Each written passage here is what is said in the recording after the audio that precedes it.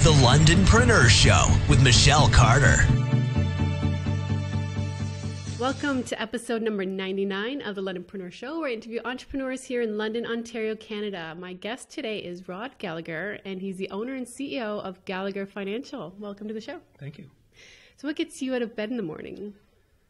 Well, lately it's been we had a son born 2 months premature. Okay. So it's kind of an interesting... Current early mornings then. That's right, yeah. So it's kind of an interesting living arrangement where because we have to kind of watch him still. Mm-hmm. So he's in a little bassinet beside our bed. Yeah. So oftentimes it's him like grunting and like squeaking, and so he'd be what like actually wakes me up in the morning. So maybe a few sleepless nights for a while. yeah, a little bit. Yeah, but he's doing awesome and it's exciting. But also I guess it's partly that I do want to kind of provide a good example for him. So I find like my level of focus has almost increased as a result of just having him in the picture, because I want to sort of leave a legacy for him and maybe ultimately have him take over the business. So a few life changes going on. Yeah, it's exciting, but for sure. So when did you start Gallagher Financial? 5 years ago would be when it officially started. I was with Freedom 55. 10 years ago, I started with them, and I was a sole proprietor. So eventually I kind of, I gradually branched out and became a broker to all companies, and then started Gallagher Financial. And now I can kind of pick and choose the products that I want to put within my clients' portfolios. And I like to say that, I'm sure you've heard of Life Hacks. Yes, the website. Yeah. So Life Hacks, like, just as a general example, like if you learn how to speed read, that's a great life hack to have. Mm-hmm. There's a whole bunch of them in every different facet of life, like carpentry, there's different shortcuts, and computers, there's different. So what I like to say is that I specialize in financial life hacks. I've only been in the business for 10 years, but I'm all about mimicking the activities of the successful and not learning through trial and error. So I've been able to kind of formulate this approach that really helps clients to sort of expedite the process in terms of gaining that financial freedom. Either let the scorecard show that we won, or let it show that we lost, but never let it show that we failed to play the game, right? Oh, that's interesting. So in terms of entrepreneurs and everybody else, what's the difference when it comes to financial planning? Or is there a difference? It's a little bit more challenging with entrepreneurs, and especially in the beginning stages. Okay. Because our cash flow is like this. Precisely. Yeah.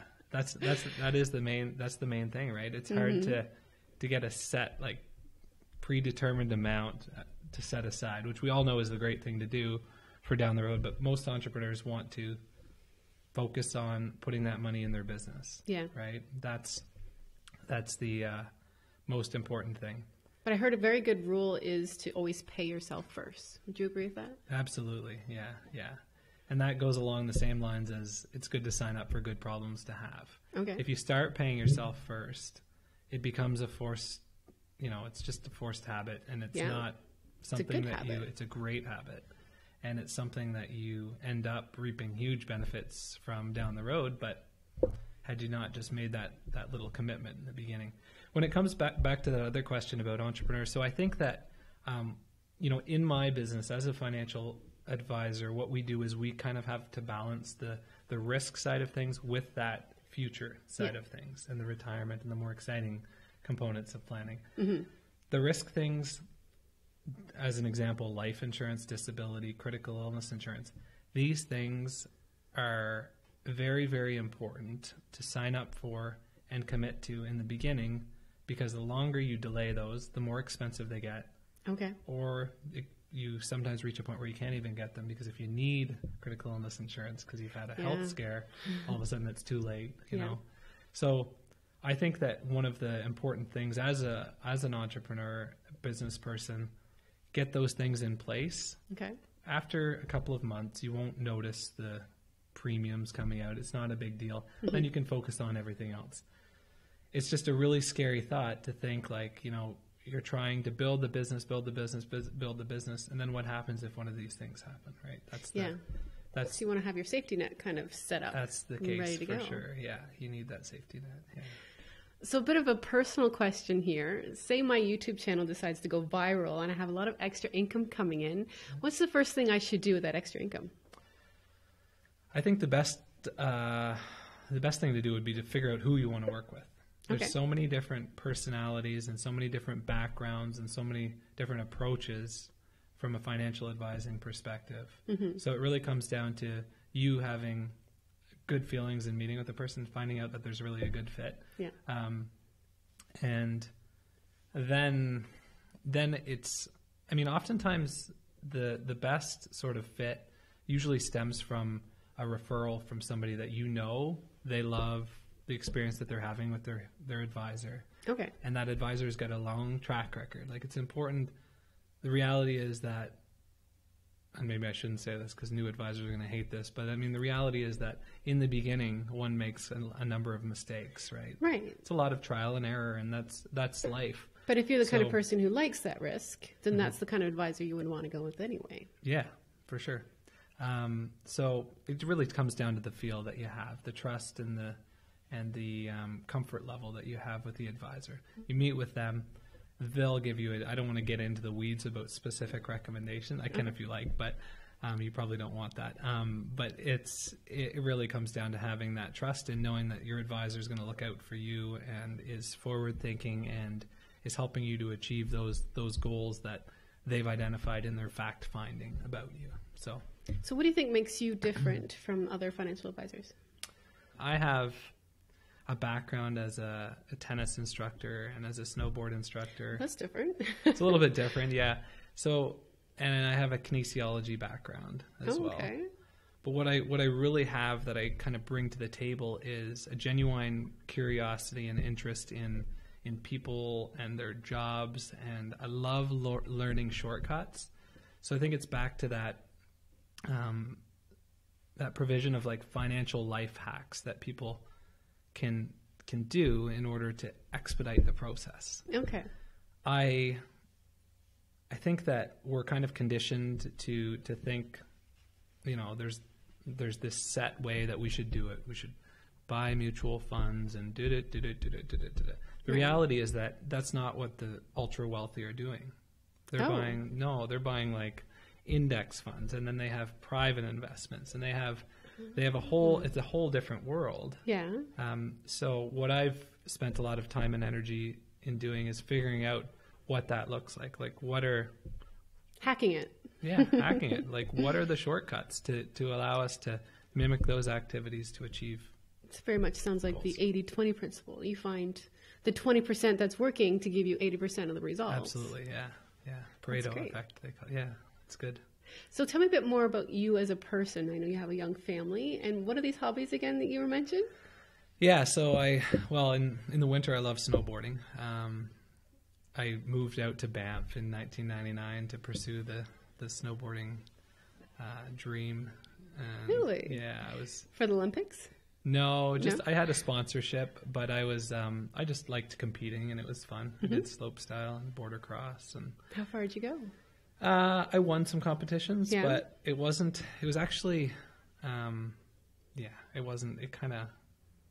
was really good on the East Coast, mm-hmm. but comparatively speaking, when you go west and these guys have grown up in the mountains and stuff, there's a lot more skill than, to compete with. Tougher competition. Tougher competition for sure. And when did you teach or learn tennis? Tennis, I grew up playing with my dad. I would follow him to the courts and play a little bit, and then go play in the park, and then pick up some games with his friends, and then gradually he integrated me into like the doubles, and so then I got my instructor's course and stuff like that and taught it for a while. But it's just a great hobby. I was in Mexico last week and got to borrow some rackets and play some tennis with some people I didn't know, and it was just a cool. Yeah, it's a neat community building. It's a neat way to network. It is, totally. Yeah, it's fun. Out on the tennis court, not just the golf course. That's right. Yeah, exactly. So you do that as well? I do golf as well. Yeah. I actually, so I have a kinesiology recreation management background. Okay. And then I have all of the licensing, of course, for financial advising now. But but that was my intention. I was really in the hotel industry back then as well. So I was going to kind of make my way into hotel management, but I got sidetracked into a beautiful career that I enjoy. Yeah, you got a little bit curious somewhere else. Yeah, that's right. Yeah.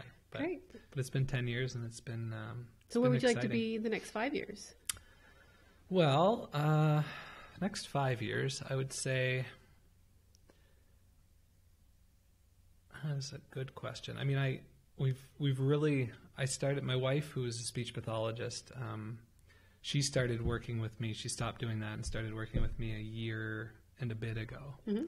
Now that we've got a little guy on the scene, she's not working with me. She's basically looking after feeding Isaiah and all that stuff, holding down the fort. So in 5 years, I think I'd like to have some sub-advisors as well.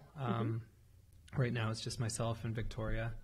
And then I work in conjunction with a team of wholesalers that are awesome for a variety of different companies. But I want to have, somebody that I can share my insights with and techniques and have them like expedite the process and pass gain on your hacking clients. skills. Yeah, pass on the hacking skills. Yeah. Sounds good. So I'd say that would be the goal. Yeah. What has been your most successful marketing strategy?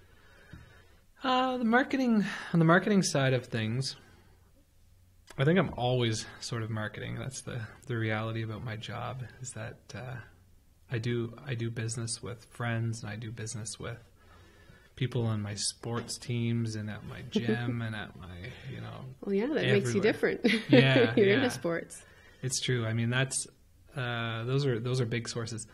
One thing that I'm involved in is a networking group, which would be a great, I think, a great play for anybody. Basically, we have a group where there's an expert in every field. Mm-hmm. So we have the accountant, we have the lawyer, we have the bookkeeper, we have the financial advisor, and it's neat because from a value add proposition, I'm able to give people, if somebody's looking for say a real estate agent, I have an awesome real estate agent who I can refer them to, and I know that there's sort of a vested interest here. Like if I hear back from my clients that they had a poor experience with the real estate agent, then I won't refer him more business, right? Yeah. So, and then the reciprocation kicks in too. They refer me business, I refer them business. So the networking group thing, I think, is kind of a no-brainer for most entrepreneurs. Yeah. Would you like to mention the networking? Sure. That's called the Forest City NRG. NRG. Yeah. Great. Yeah. Forest City. The website is fcnrg.ca. Awesome. Well, thank you so much for coming to the show today. My pleasure. Where can everybody find more information about you? I do have a website, rodgallagher.ca. And on social media as well, or not yet? On Facebook, yeah. I'm on Facebook as well. Great. Feel free to creep my account. It's pretty public. I'm pretty much an open book.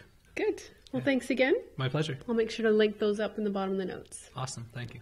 And thank you so much for watching and listening to episode 99 of the Londonpreneur Show. We have one more to go for our 100th episode. Be sure to like and subscribe on iTunes, Stitcher Radio. Check us out at londonpreneurs.ca, where you can also purchase today's outfit. Thanks again, and we'll see you soon.